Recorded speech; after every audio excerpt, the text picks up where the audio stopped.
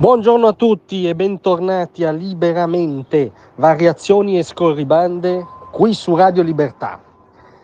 Allora noi oggi da Radio Libertà lanciamo veramente un appello, fate ascoltare ad Antonio Tajani cosa diceva un tal Tajani Antonio nel luglio 2022.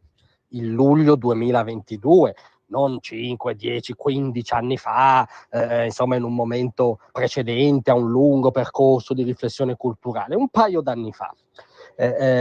Sui suoi social Tajani rilasciò la seguente vibrante, inequivocabile dichiarazione. Era l'epoca del governo Draghi. Il PD sostiene proposte ideologiche e divisive come rullo di tamburi lo Ius Scholae, che non è nell'agenda di questo governo di unità nazionale guidato da Mario Draghi. Irresponsabili sulla pelle degli italiani.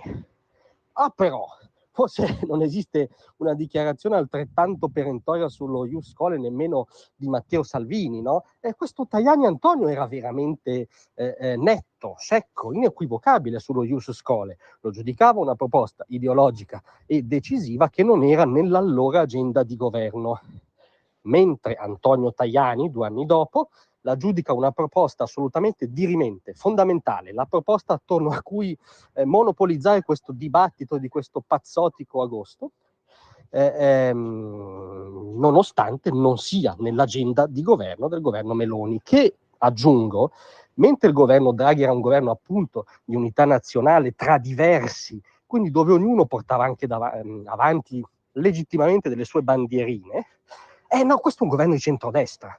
Cioè il governo Meloni è un governo chiaramente identificato da un punto di vista politico-culturale, composto da forze plurali e diverse tra loro, ma che si riconoscono o si dovrebbero riconoscere a questo punto in un universo valoriale comune, forze che si sono presentate agli italiani con un programma, hanno stravinto le elezioni politiche poco successive alle dichiarazioni di quel Tajani Antonio su quel programma. In quel programma lo Ius Scholae non c'è, lo Ius Scholae c'era nell'agenda del PD, dei concorrenti del centrodestra che persero le elezioni.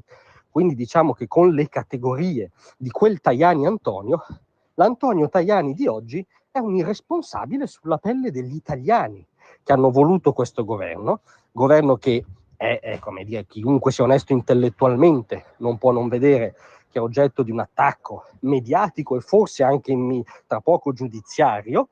Ricordiamo l'indiscrezione sul fatto che i giudici avrebbero messo nel mirino la sorella della premier e comunque ogni giorno nel mainstream della bolla mediatica è uno stillicidio contro questo governo.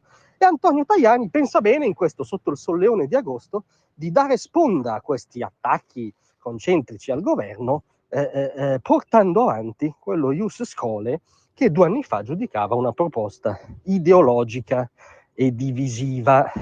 Ma la domanda si impone: ma quanti Antonio Tajani ci sono? Siamo probabilmente all'interno di un romanzo di Pirandello, cioè uno nessuno 100.000 Antonio Tajani, o forse ce n'è solo uno ed è fin troppo furbo. Grazie a tutti, a domani.